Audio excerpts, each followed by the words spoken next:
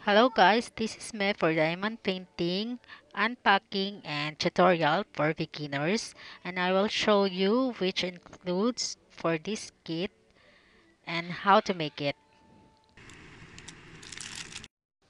Kasama sa kit na ito yung beads, tray, drill pens, tweezer, and stick pad. At lalong-lalo na yung canvas, yung gagawin mong design. Kung familiar kayo guys sa cross stitch na ginagamitan ng sinulid at karayom, halos ganun din siya. Eto, ginagamitan mo lang ng drill pens at ng beads. Yan, ayusin muna natin yung pinaka-canvas dahil tupi-tupi siya para ma-flatten natin siya. Pwede mo rin patungan ng mabigat na bagay para yung pressure niya is ma-absorb.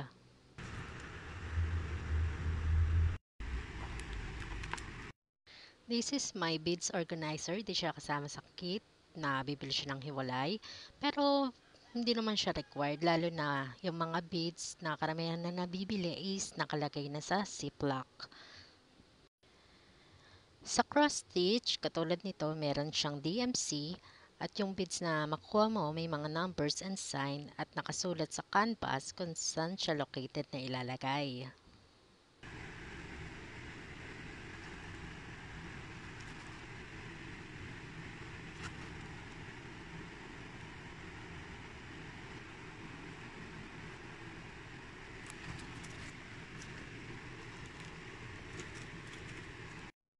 Before we start, let's sort our drills at ilagay natin sa ating organizer. I-arrange lang muna natin siya by number.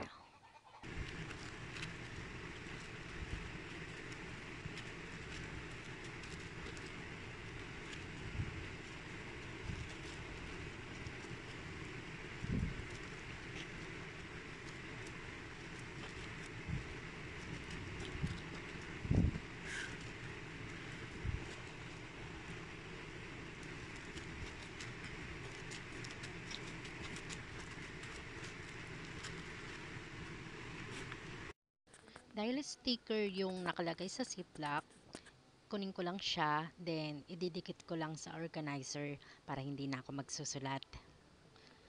Then, i-boost lang natin siya sa tray para mas madali siyang i-transfer sa organizer.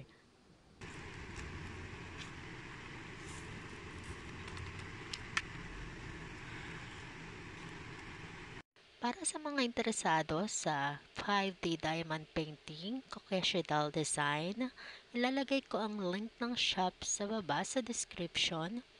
Nabili ko siya nung sale sa halagang 99 pesos at ang regular price niya is 179 pesos.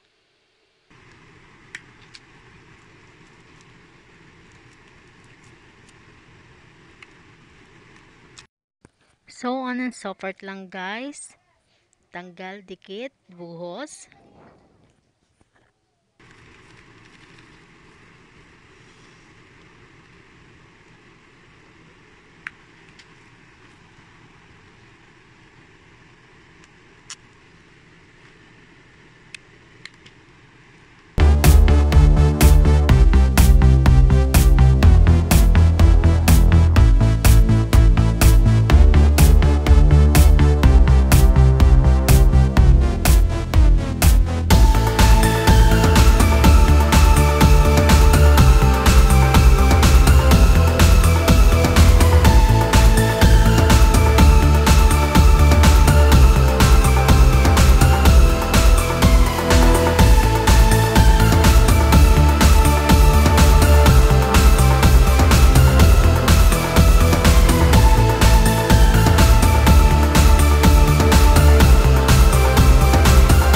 Paglalagyan uli natin yan sa mga sobra nating mga DMC kung sakali ay magagamit pa natin sila.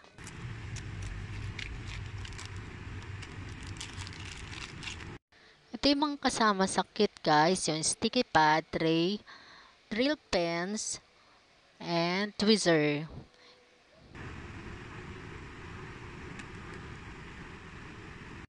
Sa kit na ito, may drill pens na single and multi-placer.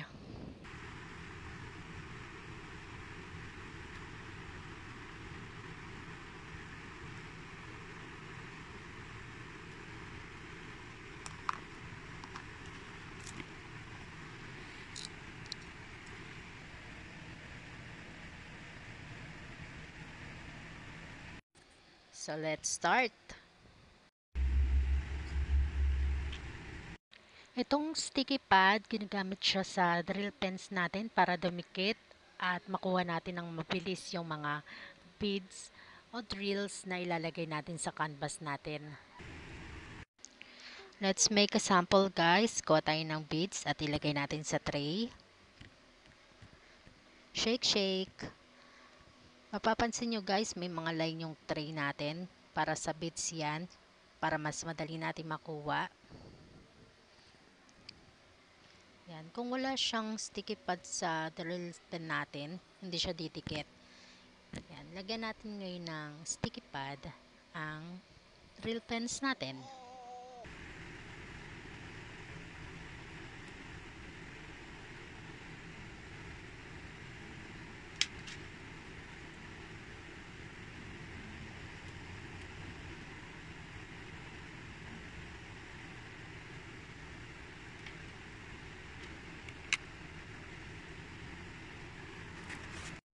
Hanapin natin ngayon kung ano yung number 20 sa canvas natin. Saan siya ilalagay? Sa letter S. By the way guys, yung canvas natin meron na siyang sariling dikit. Kaya idodot-dot mo na lang yung mga drill. Gamit tayo ng single pen at idikit natin ang drills sa ating canvas. Nagsisimula ako dito sa baba sa pinakadulo. Kayo, kung saan nyo gustong magsimula, go lang.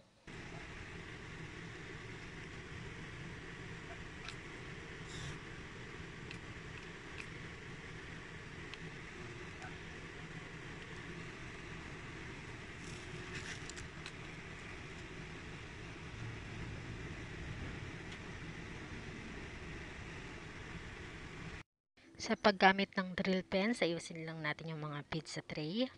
And then yan siya, sunod-sunod na tatluhan.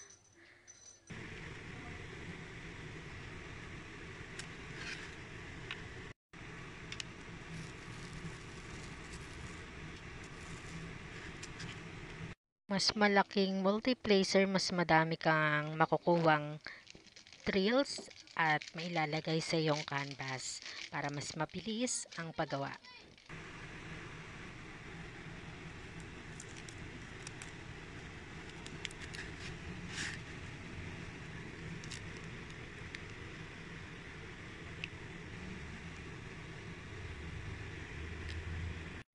Kung di maayos ang pagkakalagay ng ating multiplacer, ayusin lang natin to gamit ang ating single drill pen or tweezer.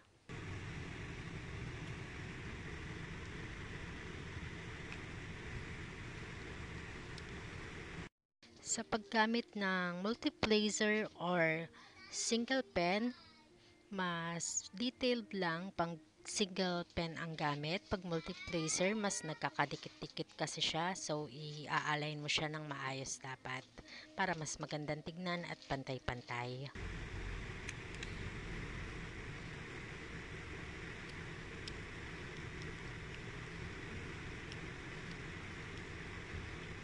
Put some extra pressure para mas lalong dumikit sa ating canvas ang mga drills.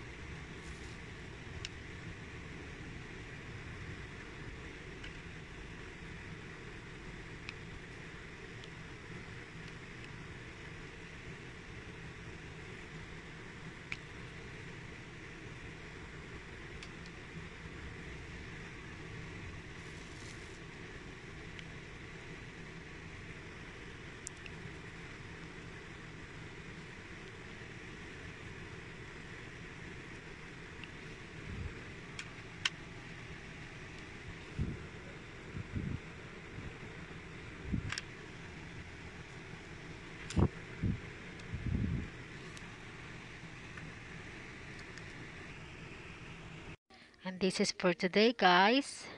Look at this.